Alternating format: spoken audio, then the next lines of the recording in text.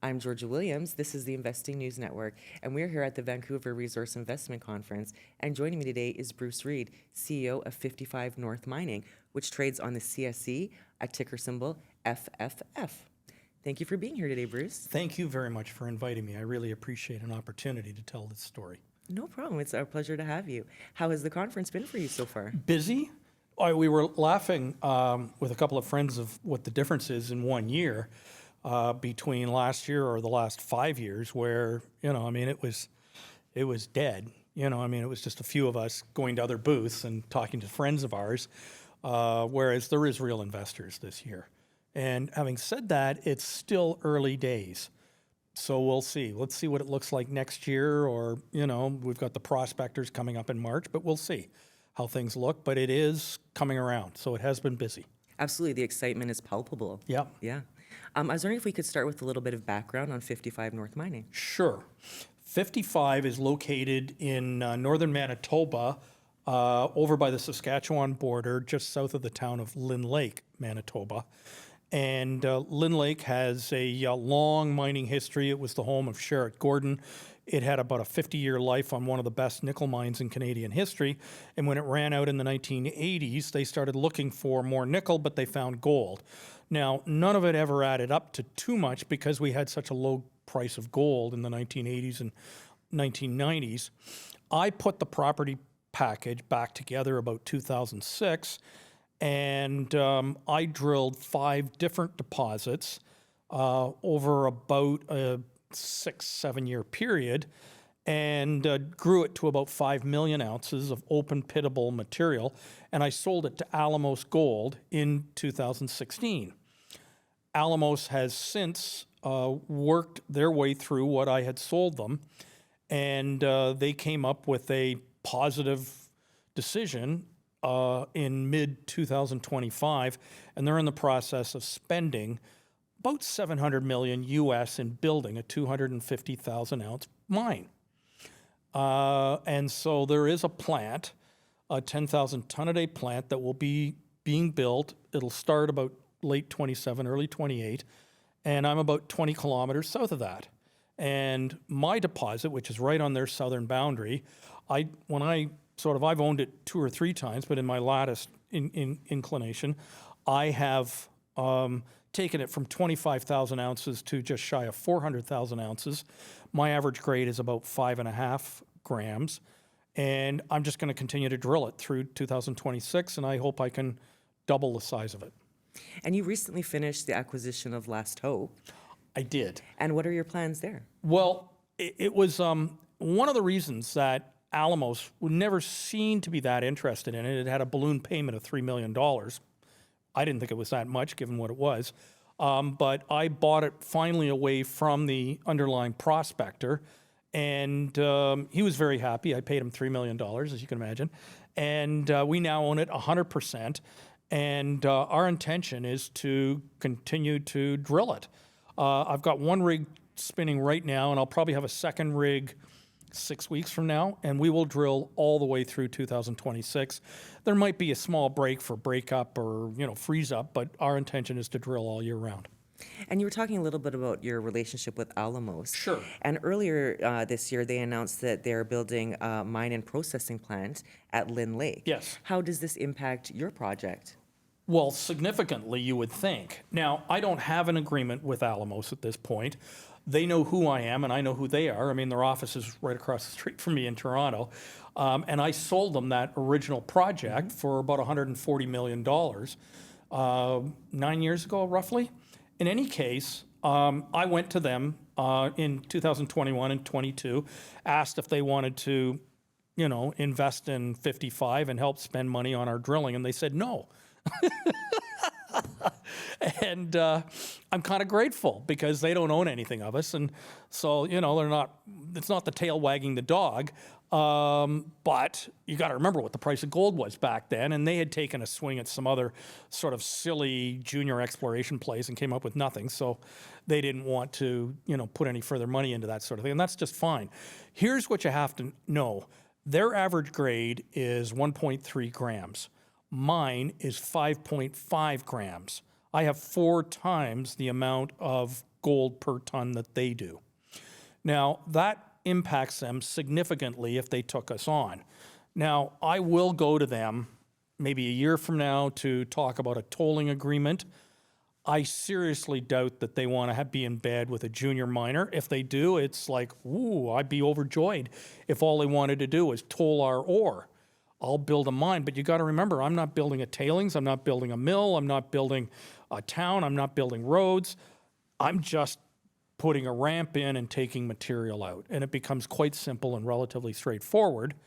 But Alamos, if they take us on for the same tonnage that they're currently contemplating, we'll get 25 to 30,000 more ounces for the same cost. And at today's gold price, 25 to 30,000 ounces, it's about, I don't know, 120, 130 million dollars of extra cash flow that impacts Alamos. That changes the internal rate of return on the Alamos project by 100%. Their NPV goes up by 40 or 50% because this is all, I'm not saying it's free on top of it, but it dramatically changes what they do. So just because they're not talking to me right now, they will. Absolutely. And you talked about it a little bit. Gold is at $5,000, and you started this project and it was much lower than that. The last 43-101 that I did was done at $1,600 gold. Now, we'll do another one with all this additional drilling we do here in 26. And, like the moment you start using higher gold prices, and I'm guessing, given the way you do that, it's probably you'll use 3,500 or something like that, or maybe 4,000. I don't know. I'm not sure. I haven't sort of looked at. You use a 3-year moving average, but it means that my cutoff rate goes down and I capture more gold. I'm not trying to tell you how much more I get or how that is all going to work out, but very definitely the higher price of gold dramatically affects the number of ounces that I have. It also has driven the economics of this project through the roof. Like, I can't even, for all of you out there that want to do it, try 500 tons a day. I don't know, price of gold in Canadian dollars is just shy of $7,000. Make my cash cost $3,000 an ounce and then figure out what I earn. I have 30 million shares outstanding, double it to 60 and see what kind of earnings this thing gets. I've never seen anything quite like it. And I've been at this for 45 years. Mm-hmm. This current price of gold and the fact that Alamos is building a mill in my front yard is absolutely amazing. I couldn't be happier. Absolutely. And you mentioned some drilling for 2026. Yes. What other catalysts do you have on the horizon? I will do a little more metallurgy just to reconfirm what I already had done about 10 years ago, just, to sort of say it comes out and it all is relatively straightforward. We got about 95% recovery on a CIL operation. We'll do a little more complicated stuff. I'll probably upgrade the road a little bit, but what I will start doing is Manitoba has a really interesting exploration permit process. I currently have all my work permits to drill and do everything I want to do as I currently do until, I don't know, it's March or April of 27. But there's a thing known as a special exploration permit. And Manitoba allows you to go in and take out a 10,000 ton bulk sample.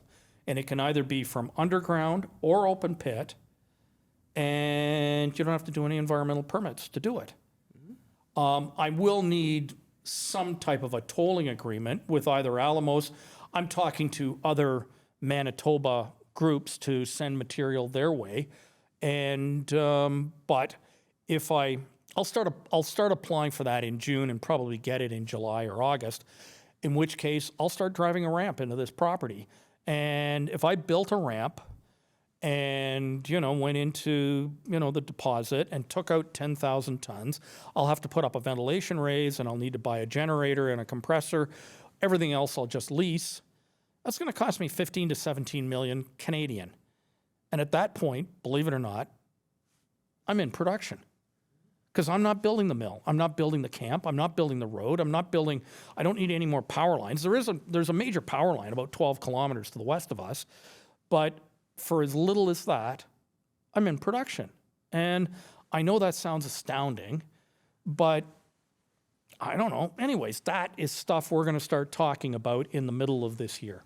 And is that all, the byproduct of your years of experience, this ability to be able to bring that production on so quickly? Now, to be fair, I need to go and find the people to design it. I'm not an engineer. I'm a geologist by original education. I have a geology degree and a finance degree and a degree in music history. But I know where to go to find the people to design my ramp and, the size and how you do it and, you do your stope development and all that other stuff. And I've been around the mining business and worked in mines, so I have a pretty good idea what it is I'm going to need, but I will hire the right people to do it. And I know what costs are these days and sort of what you do and how you do it. And it's not like I'm going to have, Canada's got some of the best miners and best engineers. And like, they're just, I'm not saying that they're not busy, but they're here in Canada. Yeah. I can get them. I can get people to do this, and it'll be done at a reasonable rate and in a relatively short period of time. And, with Wob Canoe and, Mark Carney committing to, expediting mining and really opening up Canada resources for Canadians and interprovincial trade, are you seeing that on the ground? Is that something that you're benefiting from as well? I can't say that I know Wob personally. Wob's a great guy, very, very fun man. And I've been telling him he needs to get a natural gas pipeline to Churchill and start shipping NGL out of our natural gas liquid, LGN out of Churchill. It would change the economics of Manitoba like night and day. But that permit to build the mine in Lynn Lake is as close to the only major mining project that's been permitted in the last 8 years. I mean, that's how dismal things were in Canada. But you're absolutely right. I mean, things do look good going into the future. And very definitely Manitoba has, bring your stuff, let's do it. Let's start, getting mines getting built and, that whole building a pipeline to Churchill and other things. So, yeah, I mean, it's between that and the commodity prices, things are happening. Yeah. And it's good. Absolutely. Yeah. Well, thank you so much for joining me today. Thank you very much, and I really appreciate having the opportunity to tell the 55 story. Absolutely, and we'd love to tell it. Thank you. I'm Georgia Williams, and this is Bruce Reid of 55 North Mining.